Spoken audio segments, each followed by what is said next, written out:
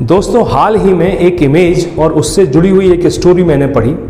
वो स्टोरी और वो इमेज मुझे हम सब से बहुत मिलती जुलती लगी, बहुत संवेदनशील लगी, इसलिए मैं उसे शेयर करने के लिए आपके बीच आ गया। सबसे पहले आप इस इमेज को देखिए। इस पिक्चर में दो लोग हैं, एक आदमी एक औरत। आदमी खाई में गिरती हुई औरत को ऊपर खींचने की कोशिश कर रहा है।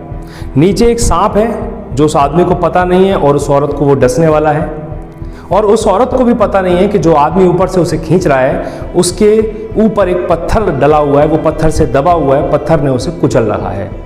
महिला सोच रही है कि मैं नीचे गिर रही हूँ, ऊपर चढ़ नहीं सकती, अपने आप को ऊपर पुश नहीं कर सकती क्योंकि ये सांप मुझे कभी भी काट लेगा।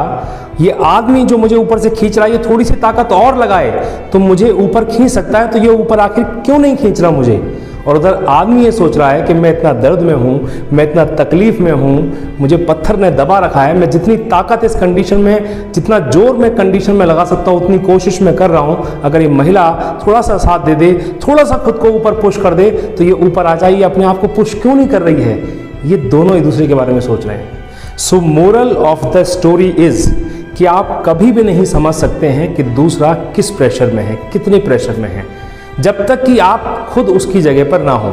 ठीक ऐसे ही दूसरा व्यक्ति भी कभी नहीं जान सकता कि आप किस तकलीफ से गुजर रहे हैं, आप किस दर्द में हैं। और यही एक्चुअल में आज का जीवन है, यही होता है आपके साथ, मेरे साथ, हम सब के साथ। तो फिर कैसे डील करें ऐसी कंडीशंस में। दरअसल हमें एक दूसरे को थोड़ा और समझने की कोशिश करना चाहिए, फिर चाहे वो हमारा काम हो, हमारी फैमिली हो, फ्रेंड्स हो, फीलिंग्स हो, या फिर हमारे रिलेशनशिप्स हों। दरअसल हमें दूसरे व्यक्ति के नज़रिए से स्थिति को देखने की कोशिश करना चाहिए, दूसरे व्यक्ति की जगह पर खुद को रख करके हमें सोचना चाहिए। हमें थोड़ा और अलग ढंग से सोचना सीखना पड़ेगा, दूसरों के दृष्टिकोण को, उनकी राय को भी इम्पोर्टेंस देनी पड़ेगी।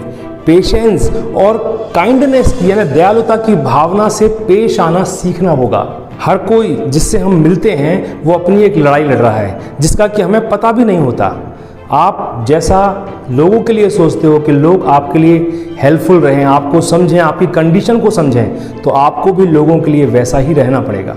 हम कुछ भी सोचे बिना कि सामने वाला किन परिस्थितियों से गुजर रहा है, सोचे बिना अपना रिएक्शन दे देते हैं जो कि गलत है। एक बहुत ही महान पर्सनैलिटी ने एक बार कहा था इस संदर्भ में, उन्होंने कहा था कि प्रैक्टिस द पॉज, यानी पॉज का अभ्यास। पॉज यानी ठहराव का अभ्यास।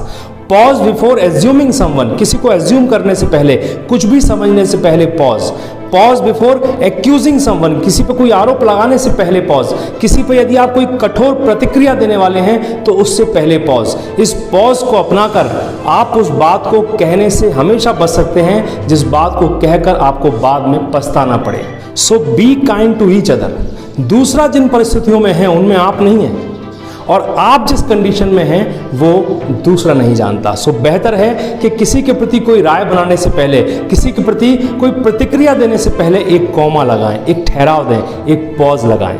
और जिस वक्त वो पॉज लगाया आपने, आप महसूस करेंगे, आप देखेंगे कि आप एक और बेहतर इंसान बन रहे हैं। अगले वीडियो में मैं फिर मिलता हूँ आपसे, तब तक अपना ध्यान रखिएगा। मैं शैलेंद्र सिंह, आपका दिन शुभ हो।